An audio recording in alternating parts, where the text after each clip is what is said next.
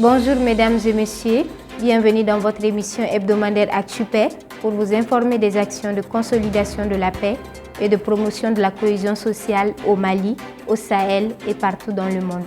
Dans les titres de ce numéro, nous avons au Mali l'ONG Think Peace Sahel qui installe 20 lampadaires à Mopti pour la sécurisation des communautés et la réduction des actes d'extrémisme violents.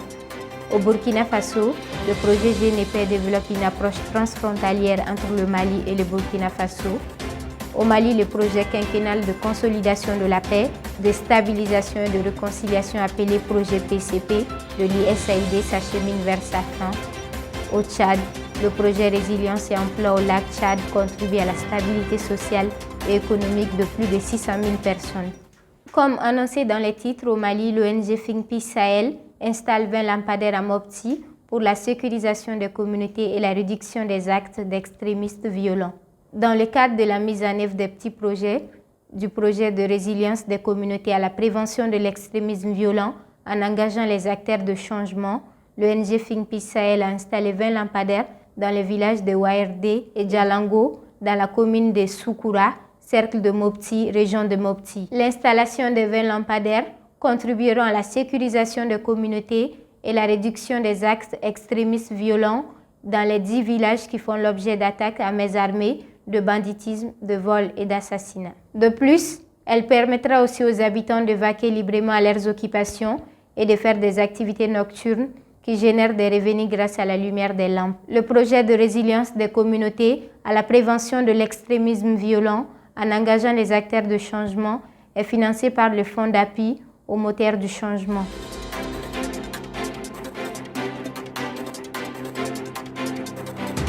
Maintenant, allons au Burkina.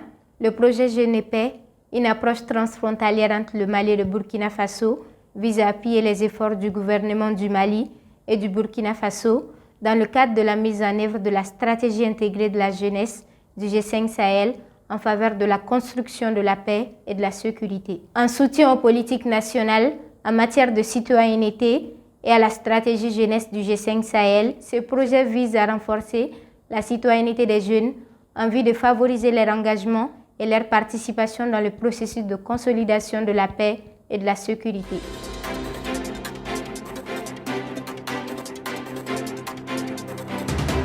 Comme je vous l'avais dit, l'Agence de développement international des États-Unis d'Amérique, USAID, et ses partenaires s'acheminent vers la fin du projet quinquennal de consolidation de la paix, de stabilisation et de réconciliation appelé projet PCP. Le projet PCP vise à améliorer les perspectives de paix, de sécurité et de réconciliation à long terme en renforçant la confiance entre les communautés touchées par le conflit et leur gouvernement. Ce projet renforce la capacité des communautés à atténuer et à gérer les conflits, à mettre en œuvre des actions communautaires autour de leurs besoins de développement les plus urgents. Il forme et responsabilise les jeunes marginalisés en tant qu'agents de changement en s'attaquant aux impacts de la pandémie de Covid-19 et en contribuant à l'efficacité des communautés locales à mieux résister aux conflits et à l'extrémisme violent. Les activités du projet sont mises en œuvre à Ségou, Mopti, Tombouctou, Gao, Kidal, Ménaka et Taoudéni par un consortium de partenaires de l'USAID, y compris Think Peace Sahel, pour un montant total de 20 millions de dollars.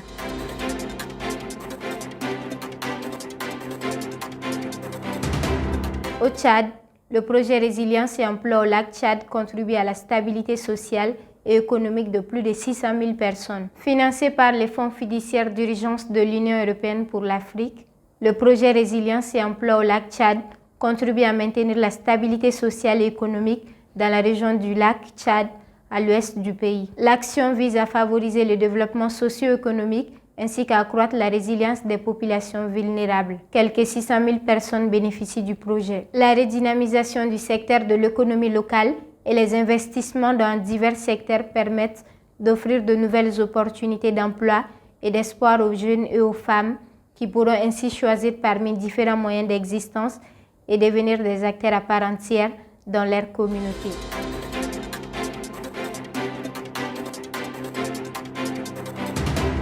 À présent, passons au bref de ce numéro d'ActuPaix.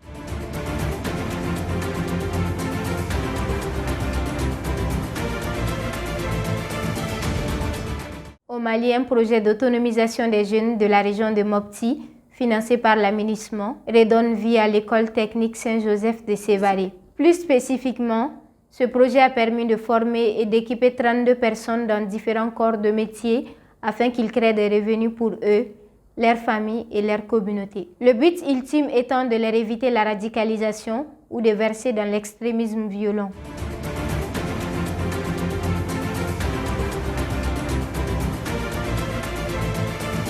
Maintenant, l'actualité internationale, négociations entre la Russie et l'Ukraine. Les pourparlers avec l'Ukraine se poursuivent mais ne se font pas en personne pour l'instant. Selon l'agence de presse Interfax, les pourparlers de paix entre l'Ukraine et la Russie se déroulent à distance. Interrogé sur le moment où des discussions en personne pourraient avoir lieu avec des négociateurs ukrainiens, le négociateur russe Medensky a répondu que son pays a besoin de plus de détails à main pour pouvoir faire une rencontre en personne. Rappelons que l'Ukraine et la Russie n'ont pas tenu de pourparlers de paix en face à face depuis le 29 mars 2022, bien qu'elles se soient rencontrées par liaison vidéo. Chers téléspectateurs, ce fut un plaisir de présenter ce numéro d'ActuPaix.